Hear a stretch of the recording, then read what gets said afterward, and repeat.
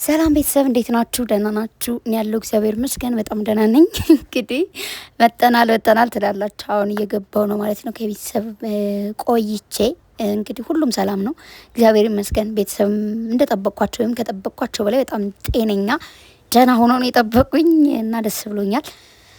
ብቻ ሁሉ ነገር ታውቆታላችሁ፣ ቦታው ይናፍቃችኋል ምናምን፣ ሁሉ ነገር በጣም ደስ በሚል ሁኔታ ነው ያገኘሁት። እግዚአብሔር የተመሰገነ ይሁን። በዚሁ አጋጣሚ ሁላችሁም እህቶቼ እናት አባትን፣ እህት ወንድምን፣ ጓደኛን፣ ጎረቤትን ሁሉንም የምትናፍቁትን የምትወዱትን ባሎቻችሁንም ሆነ ለማግኘትና ለመሳም እግዚአብሔር ይፍቀድላችሁ። እግዚአብሔር ሲፈቅድ ሁሉ ነገር ይሆናል። አልወጣም ካላችሁት ጉድጓድ ትወጣላችሁ፣ አላልፎም ካላችሁት መከራ ታልፋላችሁና እሱን ሁሉ ለማለፍ እግዚአብሔር ይፍቀድላችሁ። በርቱልኝ፣ አይዞን፣ ይታለፋል። ማያልፍ ቀን የለም። ማርያምን በቃ ምንም እዚህ ምድር ላይ ማለት ነው ማታልፍ ቀን የለችም። በቃ አናየውም ያልነውን ቀን እናየዋለንና እኔ በጣም ደስተኛ ነኝ አሁን ላይ እግዚአብሔር ይመስገን።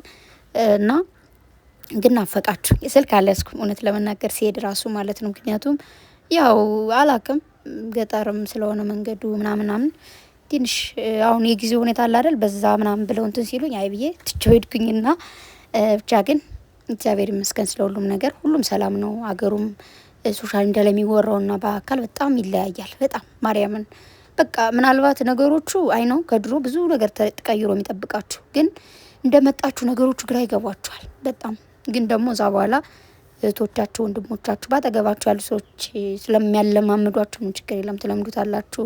እኔ ድሜ ለእህቶቼ ምናምን ብቻ እየተለመደ ይሄዳል። ገባችሁ ነገሩ ማለት ነውና የማይለመን ነገር የለም። መጀመሪያ ትበረግጋላችሁ ከዛ ግን እየተለመደ ይከዳልላችሁ ፈልጌ ነው። አንዳንዴ የኑሮ ውድነት አለ አትምጡ ምናምን ይባላልና ሰው እንደሆነ ሆናችሁ ትኖራላችሁ። የኑሮ ውድነት እያላችሁ እዛው እንዳትቀሩ። ሁሉም ሰው ይኖራል። ሁሉም ሰው ስሙንን እዚህ ሙኑ ሰው የሚለፈው ለሆዱ አይደል? ሆዳችሁን እግዚአብሔር የከፈተውን ጉሮሮ ሳይዘጋው አያድርም። ስለዚህ ኑልኝ መምጣት የምትፈልጉ ሰዎች ነው እንጂ አላማችሁን ትታችሁ ነው አላልኩም። ያው ግን አላማውን ራሱ ጨርሶ አይ እንደዚህ እየተባለ ነው እያለ የሚቆይ ሰው አለ። ከአምና ዘንድሮ ነገሩ እየጨመረ ነው የሚሄደው። አሁን ላይ በቃ ነገ ቀጣይ አመት ደግሞ ይጨምራል። እኔም ባለፈው ከ2 አመት ከ6 ወር ምናምን አካባቢ ለአንድ ሳምንትም ቢሆን ብመጣም ወደዚህ ብዙ ነገሮቹ ሌላ ነበሩ። አሁን ላይ ስመጣ ነው በጥፉ ነው የሚሆነውና ያ ነገር አለ። እሱ ልነግራችሁ ፈልጌ ነው። በተረፈ በጣም ናፍቃችሁ ነበር እውነት ለመናገር እና ደግሞ ሁላችሁን አለማመስገን አልችልም።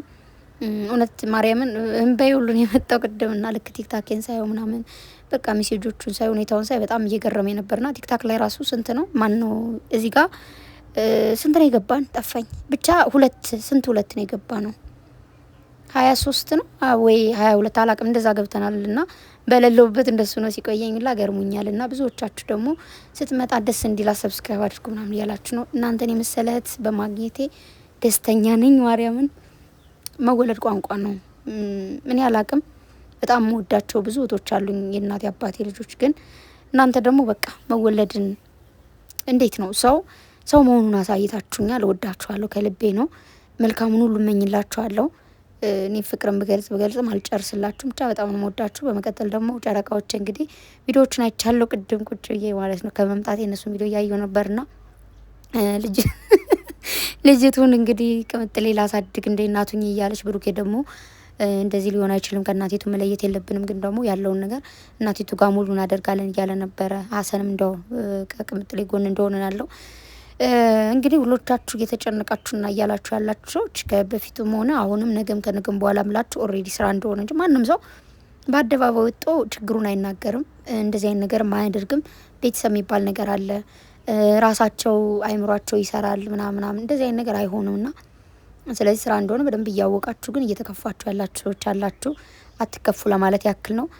በመቀጠል ብሩኬም ጭቅጭቅም አልፈልግ ምናምን እያለ ቅምጥሌ ደግሞ ማለት በቃ እና በነገራችሁ ላይ ማለት ነው ልጅን እንደ እናቱ ነው ማሳደግ ኖርማል ነገር ነው። ችግር የለውም። እናንተ አይምሯችሁ ልባችሁ ከፈቀደ ልባችሁ ንጹህ ከሆነ አይምሯችሁ ጸዴ ከሆነ ማሳደግ ይቻላል። አሁን ቅምጥሌ ጸዴ ሰው ናት፣ ማሳደግ ትችላለች። ግን እናቲቱስ ነው እናቲቱ እንዴት ነው ሊሆን የሚችለው? አይሆንም። በቃ በአጠቃላይ ሊሆን አይችልም። ብሩኬ ደግሞ ቅምጥሌን እንደሚያፈቅራት ሁልጊዜም ደጋግሞ ተናግሯል። እናቷ ጋር ትሁን ልጅቱ ግን ደግሞ የፈለገችው ነገር ነው ያሟላለሁ ነው ያለውና እውነቱን ነው። እንደዛ ነው መሆን ያለበት። ሲጀመር እናቲቱ በህይወት ባትኖር እግዚአብሔር ይቅር ይበላችሁ ማለቴ አያድርግባትና በህይወት ባትኖር ኦር ደግሞ የሆነ በሽታ ቢኖርባት ልጅን ምንድነው ለማሳደግ አቅም ባይኖራት የኢኮኖሚ ጉዳይ ሆኖ ገንዘብ ምናምን ሆኖ ባይኖራት ያን ነገር ችግር የለውም። እና ደግሞ ልጅ ለመያዝ አቅም የሌላቸው በሽተኞች ሰዎች ያሉ አይደለ?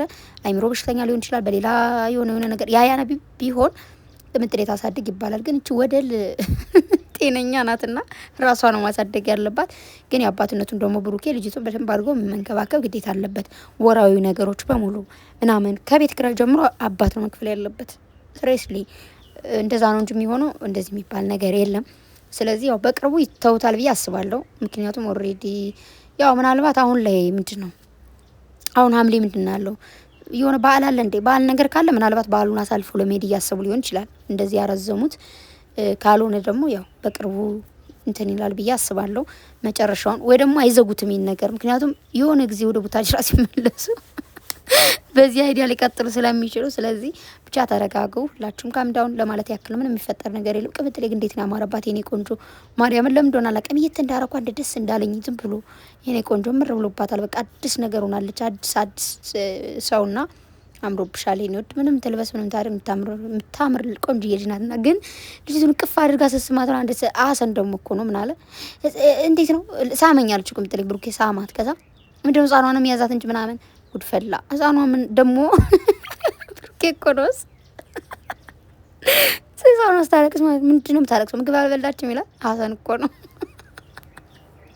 ሁሉም ህጻን ያለቅሳል፣ ከሁሉም ያለ ነው። እሷ ደግሞ ቅምጥሌ ደግሞ በአሁኑ ነው እንደምትበለው ይበላሉ እኮ እንትን ስሙ ጠፋኝ። ምንድን ነው የሚባለው? የሆነች አለች እንደ ዱቄት አይነት ነገር ትንሽ ወፈር ያለች ነገር ብጥብጥ ተብላ በፍል ውሃ ነው የምትበጠበጠው። በጣም ሳይፈላ ተበጥጣ ይበላሉ ህጻኖቹ እንደዛ። ሌላ ምግብ እንድትበላ 6 ወር አለፋታ። ከ6 ወር ጀምሮ መሰለኝ ከዛም በታችም ይበላል። ይሄ ምንድን ነው የሚባለው? እኔ ስተር ልጅ እሷ ጋር ሆኜ ሳሳደግ እንደዛ ነበር የነበረው። በአሁን ጊዜ ባላቅም እንግዲህ እንለማመዳለን ወደፊት። እና ህጻን ማቀፍ ደስ ይላል፣ ስሜቱ እንዴት ደስ እንደሚል። እኔ ራሱ ገጠር የት ልቻለች ትንሽዬ ማለት ነው። እሷን ሳቅፋት እንዴት ደስ ብሎኝ እንደሰነበትኩ ነው ያውቀዋለሁ። ና ብቻ ግን ያልወለዳችሁ ውለዱ፣ ወልዳችሁ ሳሙ። እና ቅምጥሌ ደግሞ የራስሽን ልጅ ወልደሽ ብሩኬም የራሳችሁን ለማየት ያብቃን። አሁን እንትን ምንድን ነው የሚባለው የቅምጥሌ እርግዝና የሚነገርበት ቀን እሱ እየተጠበቀ ሊሆን ይችል ይሆን ይመስለኛል። ግን ልጅ ምናምን የሚባል ነገር የለም እኔ የምነግራችሁ ማለት ነው። ብቻ ለማንኛውም ይመቻችሁ፣ ወዳችኋለሁ። ማታ እንገናኛለን። እንደመጣው ነገራችሁ ፈልጌ ነው። እውነት ናፈቃችሁ፣ ማርያምን በጣም ነው ናፈቃችሁ። እና ደግሞ ገጠር ማለት ነው እንደውም ከተማ ከመኖር ገጠር ደስ ይላል። ያለው ነጻነት፣ የአየሩ ሁኔታ፣ ጫጫታ የለም ምናምን። በቃ የሆነ ቦታ ላይ ስትሉ በቃ ከቤት ውጥት ብላችሁ የሆነ ቦታ ስትሄዱ ዛፍ ነው ምናምን፣ እዛ ቦታ ሄዳችሁ ቁጭ ትላላችሁ።